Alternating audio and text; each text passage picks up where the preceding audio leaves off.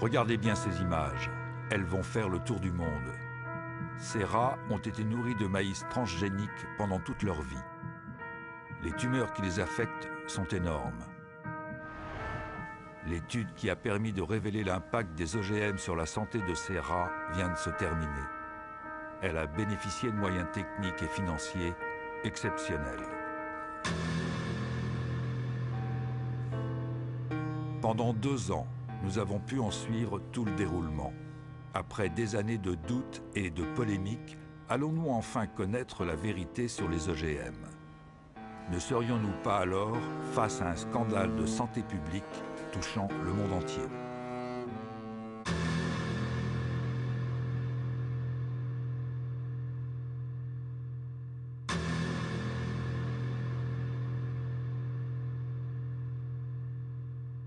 Donc c'est la plus longue et la plus détaillée des études à ce jour sur un OGM.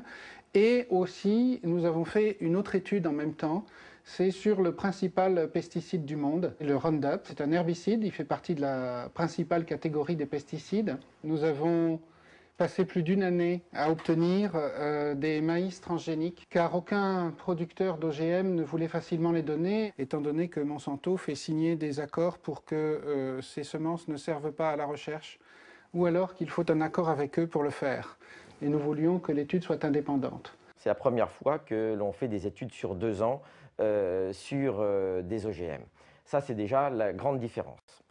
En plus de ça, on a essayé justement d'évaluer le maximum de paramètres biochimiques et biologiques possibles, avec des prises de sang itératives, des prises de poids, des analyses d'urine. On étudie les paramètres hépatiques, les paramètres urinaires, les paramètres sanguins, tous ceux qu'on peut étudier, les paramètres hormonaux qui n'ont jamais été étudiés non plus dans les précédentes études. Donc c'est vraiment une première mondiale. Jusqu'ici, le maïs NK603, l'OGM retenu pour cette étude, n'avait été testé que pendant 3 mois, sous le seul contrôle de son fabricant, Monsanto.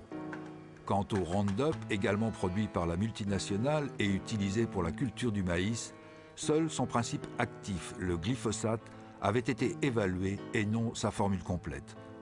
Or, pour permettre au principe actif de pénétrer dans les cellules de la plante, l'industriel utilise des adjuvants qui peuvent parfois se révéler plus nocifs que le glyphosate lui-même. Le but est double, à la fois de mener les études comme elles doivent être menées selon les normes internationales, mais pas en les lisant de manière la plus laxiste possible, comme font certains industriels, mais en la lisant de manière la plus rigoureuse possible. Et deuxièmement, de savoir effectivement s'il y a des effets secondaires. Mais comment peut-on le savoir sinon en donnant ça à des animaux et en mesurant tous les paramètres sanguins et en regardant tous leurs organes finement?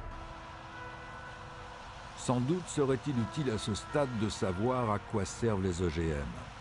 C'est le plus souvent une plante qui a été conçue soit pour produire son propre insecticide, soit pour être tolérante à un herbicide qu'elle pourra recevoir à dose massive sans mourir. On comprend bien l'intérêt pour l'agriculteur.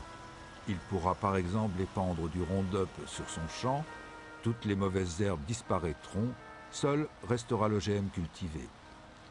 On comprend moins bien l'intérêt pour le consommateur qui risque, lui, d'avaler un produit devenu une véritable éponge à pesticides. D'où l'importance de pouvoir évaluer l'OGM et les résidus qu'il contient, et le pesticide seul. Alors pourquoi ça n'avait jamais été testé? Parce que les compagnies, elles faisaient leurs tests soit avec de l'OGM traité au Roundup, comme il se doit, et donc on ne pouvait pas différencier l'effet OGM de l'effet Roundup, soit elles faisaient, sans le préciser, le test sur l'OGM. Il n'y avait pas vraiment de standard à ce niveau. Donc ce que nous avons décidé de faire, c'est enfin tordre le cou à la question, est-ce dû à l'OGM ou est-ce dû aux pesticides? Alors que pendant plus de 10 ans, les commissions nationales ne se préoccupaient pas de l'effet pesticide. Ainsi, l'Europe n'exige même pas que des tests de toxicité chronique soient menés systématiquement sur des animaux. Et quand elle le demande, ce sont les industriels qui décident eux-mêmes du protocole à utiliser. La pomme de terre Amflora, par exemple, n'a été testée que sur un groupe de 30 rats, dont 10 seulement consommaient l'OGM. Les maïs de Monsanto ont été testés sur 400 rats. 80 étaient nourris avec la plante transgénique, mais seuls 40 ont été analysés au niveau de leur sang. Dans tous les cas, aucune de ces études n'a dépassé 90 jours. Alors, ce que vous remarquez sur ce résultat, c'est que on a des groupes de rats, des mâles et des femelles, qui mangent des OGM au Roundup ou du Roundup. Chaque fois qu'on monte une marche d'escalier, c'est un rat qui meurt. Et vous voyez, la limite est à 10, puisqu'on a 10 rats par groupe. La courbe en pointillé, on voit que ce sont les femelles du groupe normal qui mangent le régime tout à fait normal et qui meurent. Donc voilà, seulement 2 animaux qui meurent de mort spontanée au bout, globalement, de 550 jours. Par contre, toutes les femelles qui mangent des OGM, ou qui mangent des OGM traités au Roundup, ou qui boivent du Roundup, meurent davantage que les rats normaux.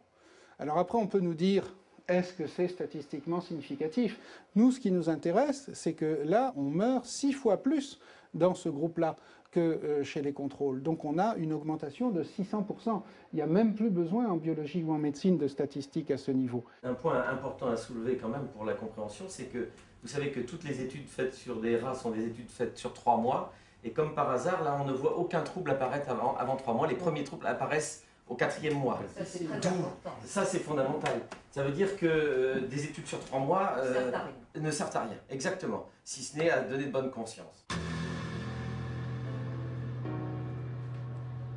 L'équipe du professeur Seralini a disséqué chacun des 200 rats pour analyser exactement ce qui affectait leurs organes.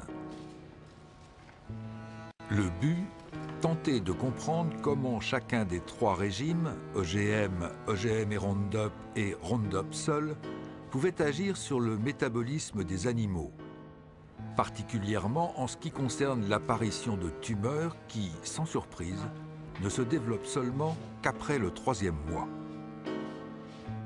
Alors, le nombre de tumeurs palpables, bien visibles, qui apparaissent chez les animaux au cours de l'expérience sont représentés sur cette figure. Donc là, on a les rats qui ne reçoivent que des OGM face à ceux qui mangent une nourriture normale. Vous voyez qu'il y a très peu de mâles qui ont des tumeurs. Ils sont plus résistants pendant la durée du traitement.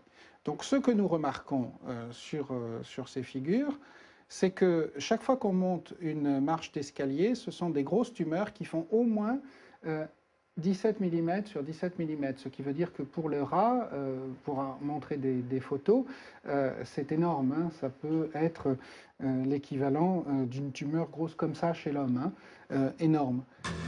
Il se trouve qu'on a identifié chacune de ces tumeurs et 94% des tumeurs sont des tumeurs dites mammaires, c'est-à-dire ce qui correspondrait à des tumeurs du sein chez la femelle.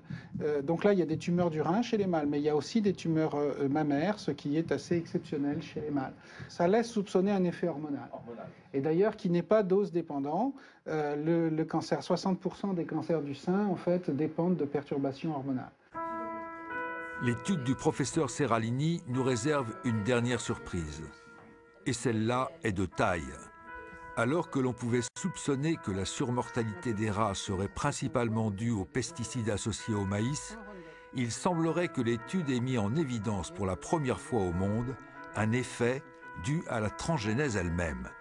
C'est-à-dire que le seul fait d'intervenir sur le génome de la plante pour le modifier pourrait avoir des conséquences que personne jusque-là n'avait prévues. De quoi remettre en cause toutes les conceptions scientifiques ayant conduit à l'invention des OGM. On n'avait jamais testé le Roundup lui-même pendant 2 ans. Ceci dit, le Roundup, dans nos études cellulaires, montrait que les cellules de foie, d'embryon, de rein, de placenta, de cordon ombilical mouraient beaucoup plus vite. Donc là, on peut dire que globalement, on a cette surmortalité OGM et Roundup. Mais ma plus grande surprise, ça a été de constater cette surmortalité pour l'OGM tout seul, sans Roundup. C'est-à-dire que les OGM faisaient mourir plus vite et plus fort les femelles et même certains mâles que le régime contrôle. Et donc, il y a là un effet qui peut être dû soit au gène de l'OGM qui s'est mal inséré dans la plante et qui a perturbé le reste, soit un effet métabolique secondaire. Une modification d'une céréale ou d'un maïs OGM, en fonction des gènes insérés pour le transformer en OGM, peut avoir des résultats différents. C'est-à-dire que ce n'est pas parce que cet OGM-là a cet effet-là que tous en auront, et il y en a peut-être qui en ont bien plus d'effets. Ça, c'est quand même marquant, c'est que ces 7 OGM que mangent les Américains Voilà. et cet OGM que nous importons et que les agences européennes, y compris françaises, ont autorisé à l'importation et à la contamination de l'alimentation. Aujourd'hui, seuls 2 OGM, un maïs et une pomme de terre, sont cultivés dans quelques pays européens. Ce qui n'empêche pas 27 millions de tonnes de soja transgénique d'entrer chaque année dans les ports européens. Ce soja sert à nourrir nos animaux de boucherie, mais il entre aussi dans la composition de nombreux produits alimentaires. Nous, ce que nous voulons avec cette étude, c'est que, il y ait un moratoire parce que c'est assez grave pour dire, écoutez, on ne va pas manger ça sans le savoir. Et le problème, c'est qu'on a importé tout et n'importe quoi, ou qu'on a cultivé tout et n'importe quoi aux États-Unis. Et 2, que d'autres études soient refaites et qu'on oblige tous les producteurs d'OGM à refaire ce type d'études avant d'exercer leur commerce. Un moratoire suspendant la culture des OGM a été adopté par la plupart des pays européens, dont la France. Au vu des résultats de l'étude du CRIGEN, il serait peut-être temps de l'étendre à tous les OGM agricoles alimentaires. Pour établir une vérité définitive en science, il faut des équipes, du temps, des moyens. Trop cher, trop long, diront certains. Mais en acceptant ce prix, est-ce que nous n'aurions pas pu éviter des scandales sanitaires récents ? Alors, les OGM vont-ils provoquer un nouveau scénario catastrophe?